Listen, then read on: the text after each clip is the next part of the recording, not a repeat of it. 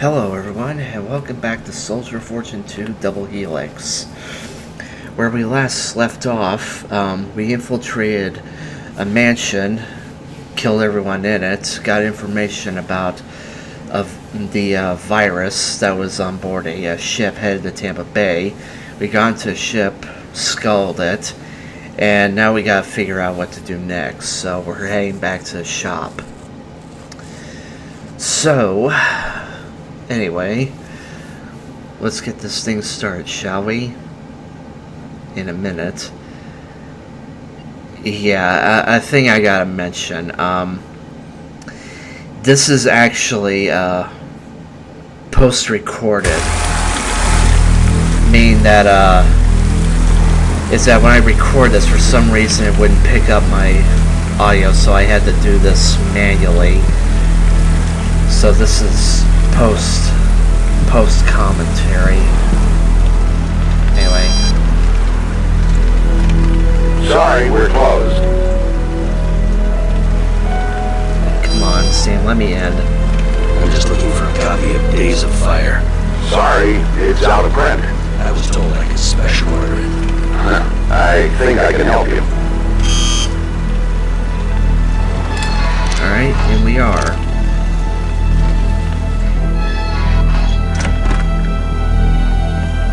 Sam, it's good to see you. Taylor. It's good to see you too, John. Hello, John. Follow me. We've got work to do. Taylor tells me your mission was a success. The two of you managed to take out the virus on the Seaward Star. Well done. Thanks. It was touch and go for a while, but we got the job done. I would expect nothing less from you, old friend. Glad to know What's that with all the the extra shop's security around here? The shop's armory in Santa Monica was taken out recently. I thought you'd heard about it. Well, in my defense, I've been kind of busy. So you have. I'm glad that they made the shop look exactly like it did in the original game. That's pretty neat. And anyway, here comes the most... Yeah. Excuse me? I had trouble trying to get into this elevator. Excuse me? And it wouldn't let me out. It was like an invisible wall, so I had to mismanage my way so Sam could actually use the thing properly. There we go. Full investigation is still pending. Our agents still aren't sure what happened. In the meantime, we can't be too careful. Vergara seemed to know a great deal about the shop. And about me. I don't really see how he got so much information. Could the two incidents be connected? You suspect an inside job, John? Oh? It's just a hunch I have. But it could be. Sounds like something for internal affairs. I'll get them to look into it right away. Good idea. As you said, you can't be too careful. He probably knows Sam. Our research department is trying to make sense of this whole mess with Prometheus, Vergara, and the Seaward Star. The top brass really wants to take out this Prometheus group immediately. Based on what we've seen so far, they're extremely dangerous. Sam and I have been coordinating with research and our field agents on this one, John. I think we may have something. We discovered that Manuel Vergara has ties to this man, Alexei Nashrad. Nashrad is ex-KGB, John. Extremely dangerous. This is the only photo we have of him on file. I've seen him before. He was at Vergara's mansion in Colombia. He got into a limo and left the compound just as we arrived. We also have the lab report from Pureza. We've entered the lab's finding with the keyword Romulus in the FBI's carnivore database. Intensive research brought back mostly Roman mythological references, most notably Prometheus. But something in the search didn't fit. We've determined that Romulus is indeed the code name for the mutagen used on Pureza. When we cross-referenced Romulus and Prometheus, we started getting references to something called the Gemini virus. Our agents ran a trace and discovered that this so-called Gemini virus is actually a two-part strain, composed of Romulus and another unknown element, Remus. Yeah, we're speculating that Remus is a sister virus, but we have no idea what it does. I don't like the sound of that. Our research hit was at a dead end when the carnivore tabs turned up an email that mentioned Prometheus and, more importantly, Remus. According to the email, Remus is currently in development in Hong Kong. We've even got an address. Who sent the email? Someone with the net name Deviant1. That's all we know. Whoever Deviant One is, they've successfully masked their identity from the Carnivore program and the FBI. The identity trace failed. So how do we know this Deviant One guy is legit? We don't. Unfortunately, it's the only lead we have. Good point. When do we leave? You're on your own on this one, John. I'm going to stay here and help Sam find out more about Romulus and Deviant1. I'm also going to see if we can find out how Alexei and Ashrad fits into the picture. We've arranged transportation for you to Hong Kong. Everything's set to go. I'll let you know if we find anything. I'll do the same. Be careful, John. You too. Okay, you probably noticing like the echo and the sound. Well, as it turns out, I hate when this happens. This is why I don't trust USB microphones, because if something happens, like even if the USB slightly moves, it disconnects, and then the computer like tries to attach it to like the nearest microphone that's plugged in. There isn't, so it defaults to like I don't know, the speakers again. So that's why you're hearing an echo, because you're hearing the recording of, so basically it's recording the recording. Yeah, I know that doesn't make sense, but anyway, I'm going through the inventory here. I'm trying to see what this gun is. At first I didn't know what it was, but then I found out later that it was an auto shotty. I was relatively surprised. Here I am trying to go through the list, seeing if anything's changed, and really hasn't, except for that thing. So, but anyway, I just set for recommended inventory, and I just start the mission. Yeah, I know this post-commentary thing sucks, and it's really unnecessary, but hey, I can't have, a Let's Play without commentary,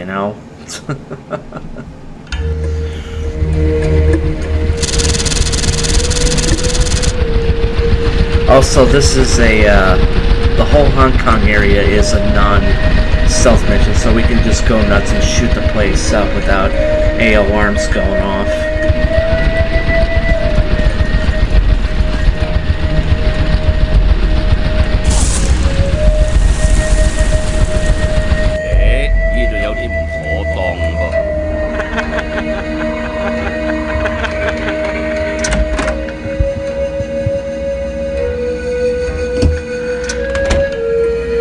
So yeah, anyway, I have to be really careful in handling this microphone. Some transportation. I think I need to have a word with my travel agent. Because just the slightest movement will disconnect the entire thing from the computer, even though it's still plugged in. Like, that's how sensitive it is. And here we go, shooting up the place.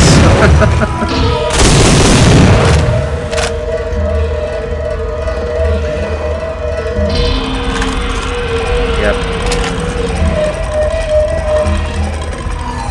I'll do better next time. I'll make sure that the audio is working for next time I record this, but until then you're just gonna have to listen to my post-commentary. The problem is that with post-commentary I don't really have anything to say. I just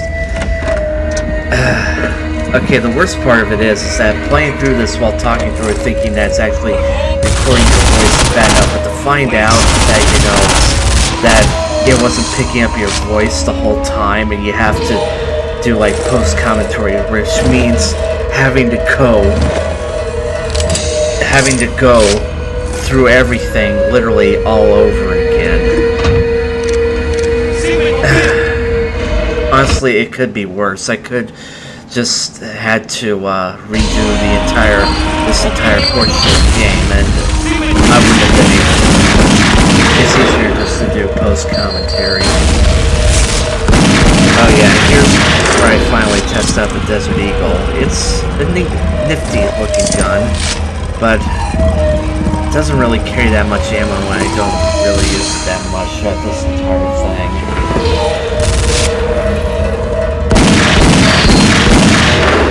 I also find out that the Hong Kong triad is a little bit grenade happy since they throw unlimited grenades at you relentlessly. I mainly use the MP5 here as my backup, as my only weapon to use throughout the game, because the other weapons just run out of ammo way too easily. So this is a really good weapon since it basically uses the same ammo that's in the Uzis. So here I am. I'm just exploring. I know where I'm supposed to go. It's just I'm looking around more. And there's a guy right above me shooting at me. And here's where he starts throwing grenades at me and missing.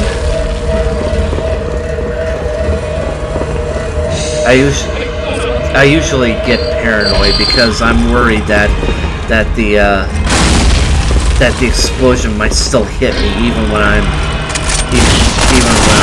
directly below the explosion.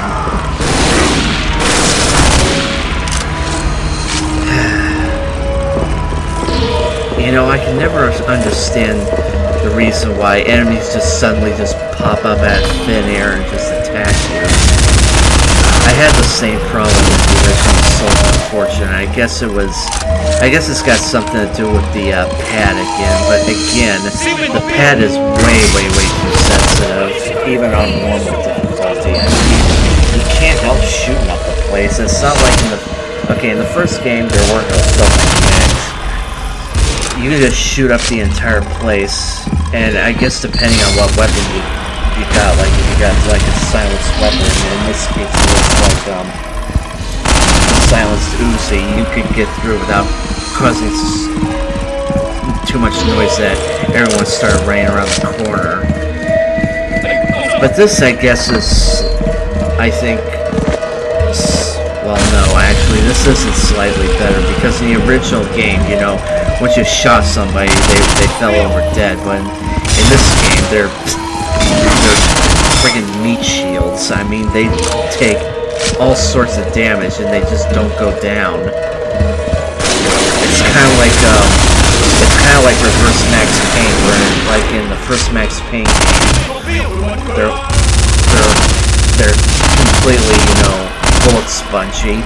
They absorb tons of bullets before dying, and then like in Max Payne 2, you can, you know, just hit them with like 3 shots from the Beretta, and they go down easily. They do have bulletproof armor, so you can hit them in specific parts like the head and whatnot, but not in this case. No, it's the complete opposite.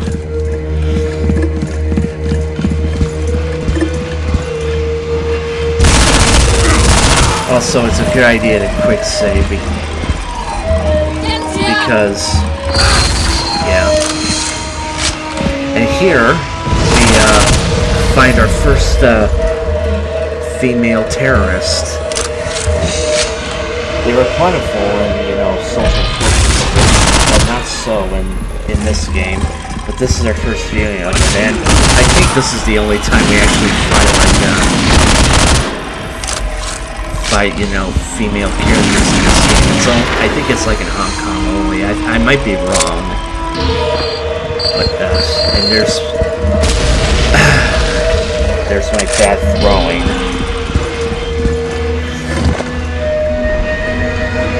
The thing that bugs me the most about, you know, is that they keep changing the trajectory on how you throw it, and most of the time it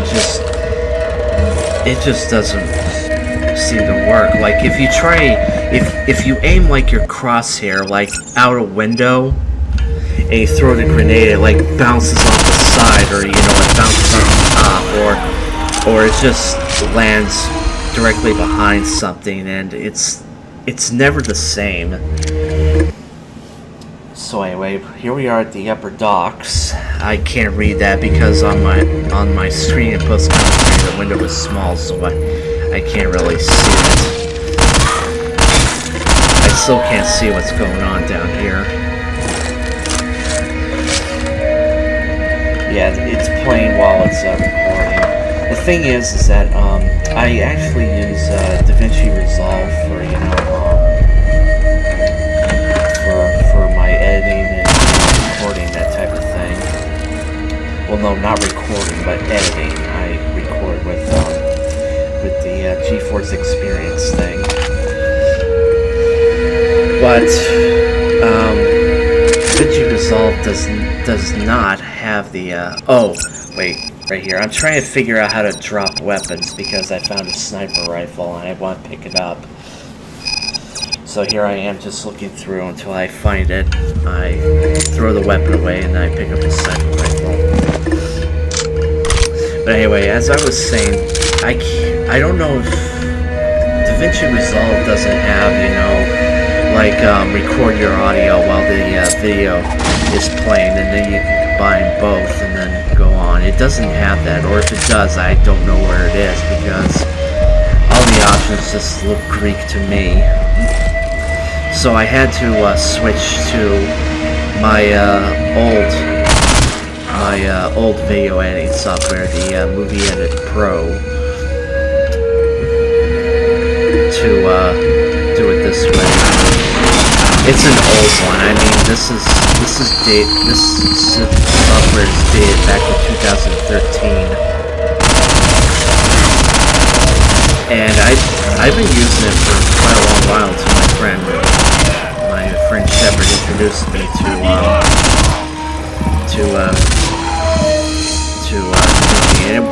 and it works really well. It really does. But there are some things that are obviously missing that are quite essential from it. I mean, it has everything but what you need. And I'm not much of an editor anyway. All I can do is just cut and paste and post audio over things. That's all I can do.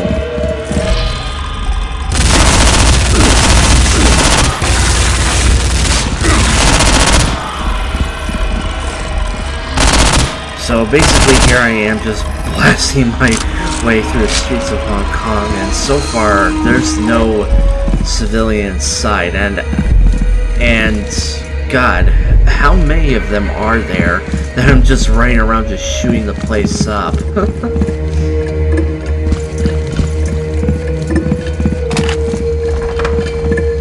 And here I am trying to find a way out of here. I get lost in a few of these places, but then I find my way. But there was actually this one part that I really got stuck on, and you won't be able to see until the very end of the video. But I find the solution in the next video, which I will do next. The next video after that isn't fixed, unfortunately. The entire session was just me not playing the game and no commentary afterwards, so yeah.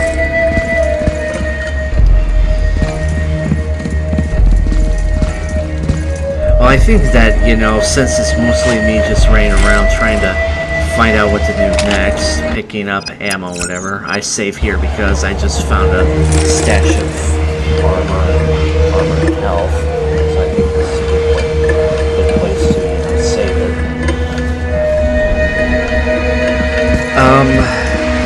I have no idea what to do next after finishing this.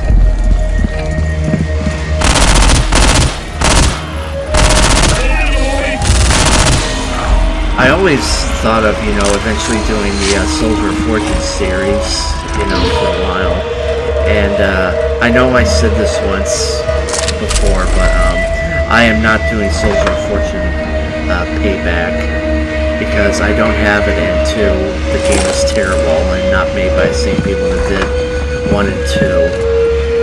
So yeah, it doesn't even have the same main character and everything. It's just completely different. And get this, you want to know what's funny? Okay, the people that made Soldier of Fortune Payback are the same developing company that made the Deer Hunter series.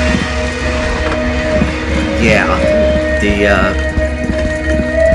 the crap that you usually find in Walmart during like the mid to late 90s. Along with other generic titles like Marine Sharpshooter and all the other crap.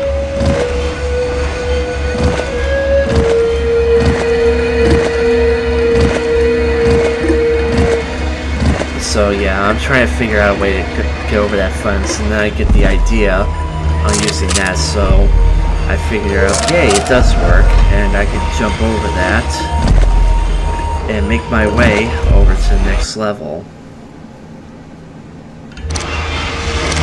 Dead end. Or is it? And this is where we actually find civilians, 2 of them. So I'm thinking, okay, I probably shouldn't freak anybody out, so I'll just holster my weapon so they don't get antsy and like get me into trouble or something. And then I start walking along, I look over to the right and holy shit. Okay, no, it's not this, it's when I go on the other side of the crates, right in front of me, on the left side. Okay, I turn the corner and holy shit. That was a lot of them. But thank God this thing has a scope, so I down all of them, only to find out that there's probably more around the corner, especially on the rooftops. Before I finally use the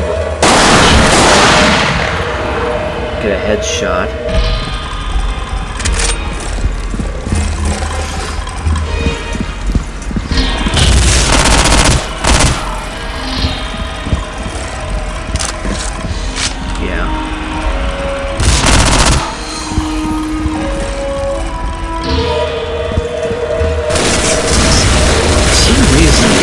Music in this section of the game reminds me of like in No One Lives Forever 2, the Japan area. It's not the same music, but I don't know, it just kind of reminds me of that. I don't know why. And just as I say that, I finally come up. No, I'm not gonna. I've come up with a new recipe. No, but this time it's like, I've come up with a new game to play. I swear to God, I really don't plan these. It just comes to me, and yeah, I think I'll do that. I hope it works on. I hope it works on Windows 10. I mean, if not, I can probably find a fix online. But yeah, the No One Lives Forever series, I can do that. It's gonna be difficult as hell, but I think I can manage it.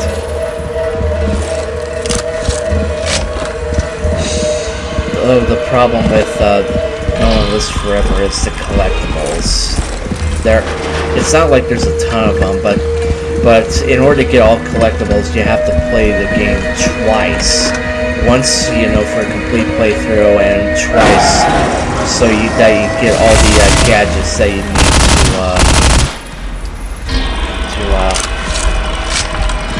find all the collectibles, and I just won't bother with finding all of them. I can just do like a normal playthrough of them, but then I remember No One Lives Forever stuff.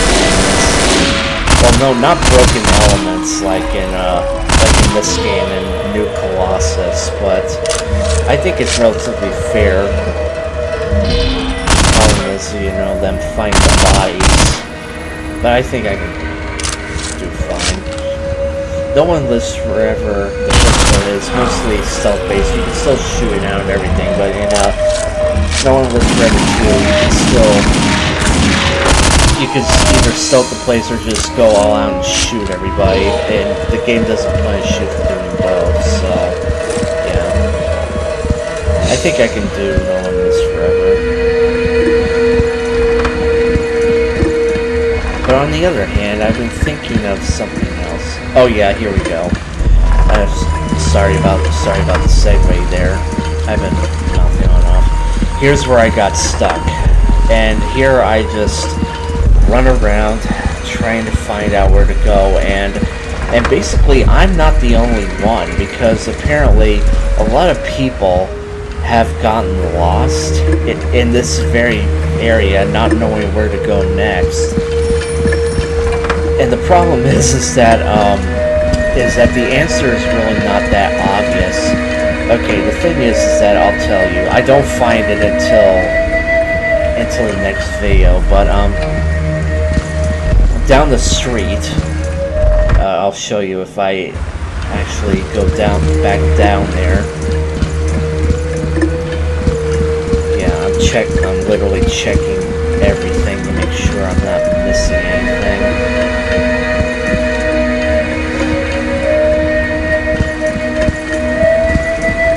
Yeah, I try the doors again, like that's never gonna help.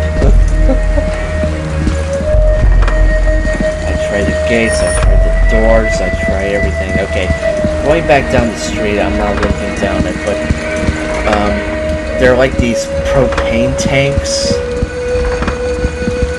right over there. See them? Yeah, they were right to the right of that door I just walked up to.